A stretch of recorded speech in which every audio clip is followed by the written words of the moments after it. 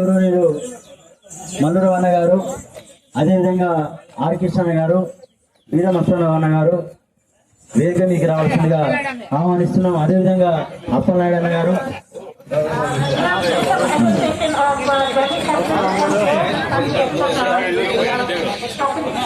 మనం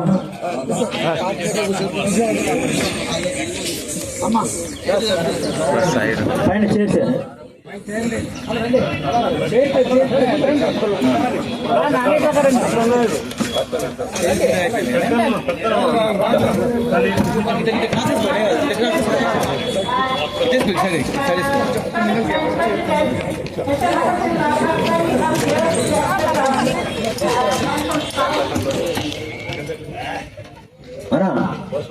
ఒక్కసారి మీరు అందరూ ఢిల్లీపై మనం దండం వేసాం కదా, మీ డప్పు శబ్దాన్ని మన పెళ్లిళ్ళలో చూస్తున్నాం, సావులలో చూస్తున్నాం, అన్నవాళ్ళు ర్యాలీ తీసినప్పుడు కూడా ముందు మనం ఉంటున్నాం.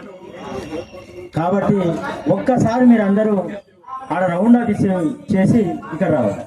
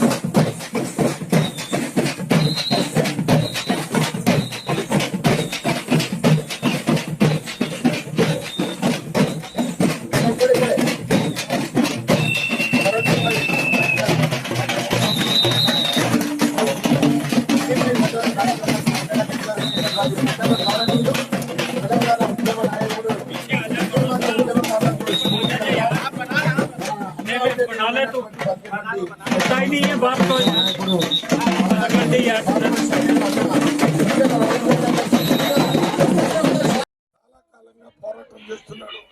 ఒక సమస్య మీద పోరాటం చేయాలంటే ఎంపీ, ఎమ్మెల్యే, మంత్రులు ఉండాల్సిన అవసరం లేదు. మనసులో కమిట్మెంట్ ఉండి ఒక ఇష్యూని సాధించాలంటే అంబేద్కర్ లాగా పనిచేయాలనేది మాకు కూడా అర్థమైందనే విషయాన్ని వారికి ఎన్నోసార్లు చెప్పాను. అంబేద్కర్ గారి బొమ్మని కరన్సీ మీద వేయటానికి ఎవరికి అభ్యంతరం ఉండకూడదు. అంబేద్కర్ గారు మరి రాజ్యాంగం రాసినటువంటి వ్యక్తి.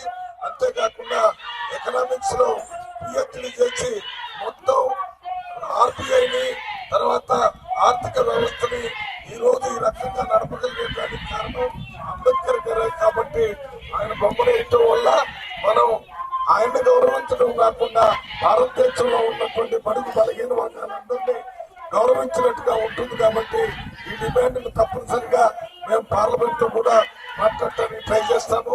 అన్నలు నేను ఒకటి చెప్తున్నాను, ఇంతకుముందు 0 అవర్ లో ఈ ఇష్యూ గురించి నేను మాట్లాడటం జరిగింది. మరి మన ఎంపీ కూడా 0 అవర్ లో దీన్ని లేపడానికి మీరు ప్రయత్నం చేయండి. నేను కూడా మళ్ళీ ప్రయత్నం చేస్తాను. నేను చేసింది రాలేదు, వచ్చేంత వరకు దానికోసం ట్రై చేస్తానని చెప్తూ ప్రైమ్ మినిస్టర్ గాని లేక ఇతర ఫైనాన్స్ మినిస్టర్ గాని కలవడానికి కావాల్సిన ఏర్పాటు చేయడానికి ఈ కమిటీకి ఇవాళ అధికార పక్షంలో ఉన్నటువంటి నాయకులు, బలహీన వర్గాల పక్షపాతి ఆర్ కృష్ణ గారు, వారి నాయకత్వంలో మేము ఎక్కడికంటే అక్కడ రావడానికి సిద్ధంగా ఉన్నాం.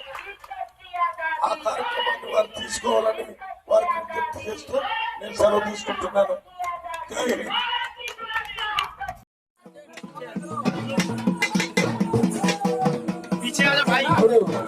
మన ముఖ్య అతిథులు అందరూ కూడా తప్పబట్టి ఢిల్లీపై సంఘటన కార్యక్రమాన్ని విజయవంతం చేస్తారు.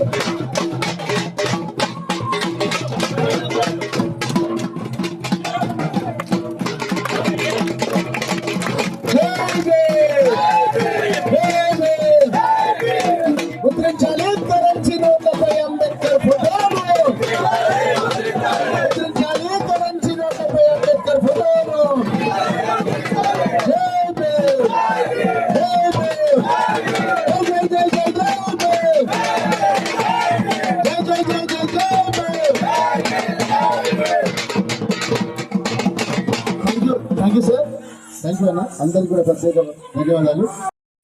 ప్రపంచపు ప్రమాణాల ప్రకారం అది కరప్షన్ కట్టాబెట్టి లిస్ట్ లో ఒకటిగా దాన్ని గుర్తించి బిఆర్ అంబేద్కర్ గారి ది గ్రేటెస్ట్ ఎకనామిస్ట్ అని చెప్పి 1916-17లోనే యునైటెడ్ స్టేట్స్ ఆఫ్ అమెరికాలో ఆయనకి గుర్తింపు రావడం జరిగింది.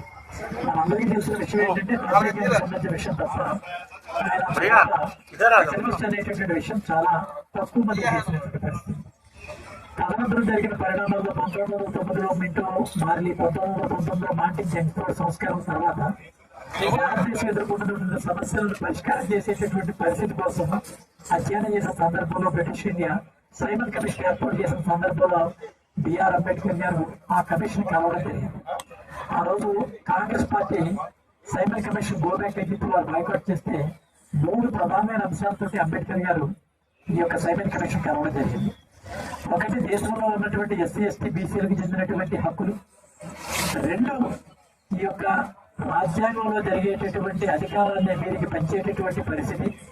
3, ఈ యొక్క ఆర్థిక వ్యవస్థకు సంబంధించినటువంటి పరిణామాలు. ఈ 3 ఆధారంగా ఇవ్వడం జరిగింది. వారు చేసినటువంటి సిఫార్సుల మేరకు 1934లో ఈ యొక్క బ్రిటిష్ ఇండియా తీసుకుని ఆ యొక్క నిర్ణయం మేరకి 1935లో రిజర్వ్ బ్యాంక్ ఆఫ్ ఇండియా ఏర్పాటు చేయడం. కాబట్టి ఒక రూపాయికి రూపకర్త, భారతదేశంలో నగదు యొక్క బదిలీకి సంబంధించిన అంశం, ఆర్థిక విధిగతలను స్పష్టంగా తెలిసినటువంటి వ్యక్తిగా డాక్టర్ బాబాసాహెబ్ అంబేద్కర్ గారి యొక్క పేరే ఈ ఖచ్చితంగా దీని మీద ఉండడానికి కావాల్సిన అన్ని రకాల అర్హతలు ఉన్నటువంటి వ్యక్తి ఎవరంటే ఓన్లీ బిఆర్ అంబేద్కర్ తప్ప మరే ఎవరు కూడా కాదు.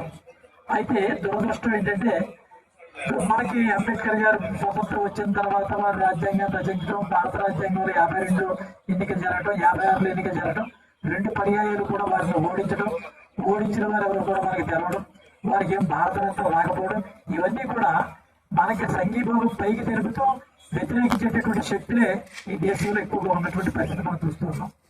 ఇటీవల కాలంలో నరేంద్ర మోడీ గారి ప్రభుత్వం వచ్చిన తర్వాత వారు జన్మించి, మరణించి, జీవించి ఆయన ఉద్యోగం చేసి సత్యన్న గారు, అన్నయ్య, మా ముద్దుల అన్నయ్య వసంతరావు గారికి, అలాగే అతి ముఖ్యంగా ఈరోజు ఉద్యమాన్ని మేము మెంబర్ ఆఫ్ పార్లమెంట్ అయిన నుంచి చూస్తున్నాం.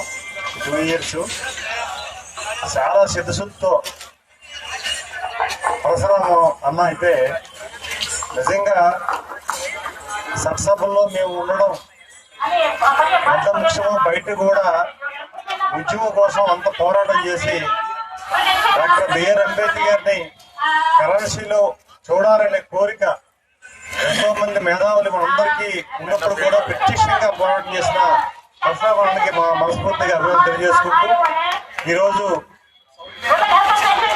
అలాగే మా మిత్రుడు, మా సీనన్న, ఇంకో మిత్రుడు వేరన్న, అలాగే అమ్మగారికి, వేదిక పిల్లలందరికీ కూడా పేరు నమస్కారాలు.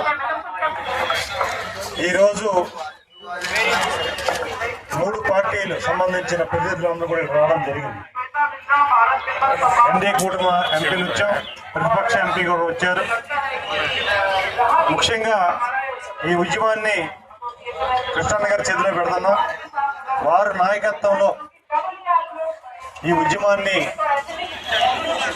ప్రధానమంత్రి గారి దగ్గర తీసుకెళ్ళాలన్నా, లేకపోతే మన ఫైనాన్స్ మినిస్టర్ తీసుకెళ్ళాలన్నా మేము వారు ఎట్లుంటామని ఈ కార్యక్రమానికి సంపూర్ణ మద్దతు వ్యక్తిగతంగా మేము ఇస్తున్నామని, అలాగే దీనికి సంబంధించి మేము మా పార్లమెంట్ పరిధిలో మేము కూడా మీ కరపత్రాలని అన్ని కాన్ఫరెన్స్ పంపించి గల్లీ నుంచి ఢిల్లీ వరకు ఉద్యమం చేయడానికి మా మద్దతు పూర్వకుంటాం తెలియజేసుకుంటూ, మేమే లాస్ట్ టైము ముఖ్యమంత్రి గారి దృష్టిలో తీసుకెళ్ళడం జరిగింది, గౌరవ ముఖ్యమంత్రి చంద్రబాబు నాయుడు దృష్టి తీసుకెళ్ళడం జరిగింది, వారు కూడా ఉత్తరం రాసడం జరిగింది.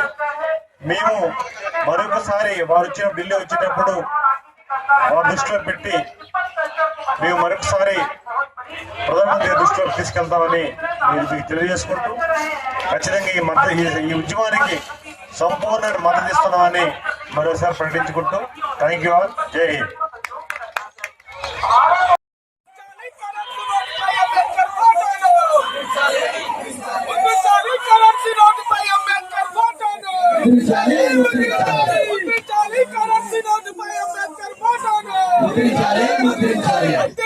భారత రాజ్యాంగం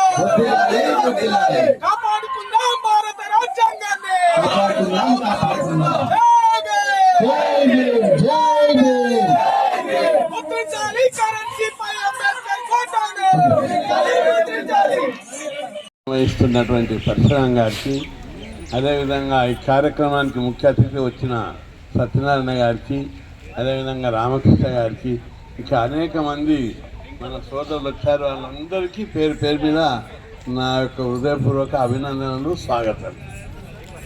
పరశురాం యొక్క పట్టుదలను మెచ్చుకోవాలి. కొద్దిగా ఇది ఇబ్బందికరమని తెలిసిన ఏటికి, ఎందుకంటే ఈ వ్యవస్థ అట్లుంది. ఇబ్బందికరం అంటే మన వ్యవస్థతో గంటలు అయిపోయాయి. కానీ ఈ వ్యవస్థలో ఏటికి ఎదురీదుతూ తీసుకొస్తున్నారు. మీరు అందరు చూస్తున్నారు. మన దేశానికి ప్రజాస్వామ్య పునాదులేసి మన మానవ పీడిత కులాలకు మానవ హక్కులు ప్రసాదించినటువంటి ఒక గొప్ప కారణ జన్ముడు మహానుభావుడైన అంబేద్కర్కు ఆయన కర్మకి ఎదురు తిరిగాడు. అంత కర్మ ప్రకారం జరుగుతుందంటే కాదు, అవకాశాల ప్రకారం జరుగుతుందని కర్మ సిద్ధాంతానికి కొత్త రూపం ఇచ్చినటువంటి గొప్ప మహానుభావుడు అంబేద్కర్. మనకి దేశంలో మొదటి నుంచి ఏమని ఉంది? పూర్వజన్మ సుకృతం, ఈ జన్మను చేసిన పాప పుణ్యాల ఫలితంగానే కార్యక్రమాలు జరుగుతాయని చెప్పారు. అది కులాన్ని బట్టి ఫలితాలు ఉంటాయని చెప్పారు. కానీ బాబాసాహెబ్ అంబేద్కర్ రిజర్వేషన్ల సిద్ధాంతాన్ని ప్రతిపాదించి అవకాశాలు కల్పిస్తే రాష్ట్రపతి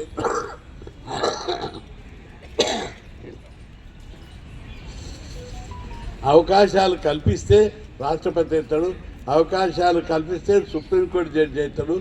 సుప్రీంకోర్టు జడ్జి బ్రాహ్మణులకే కాదు, అగ్రకులాలకే కాదు, దళితులకు కూడా వస్తుందని నిరూపించినటువంటి మహానుభావుడు డాక్టర్ బాబా అంబేద్కర్.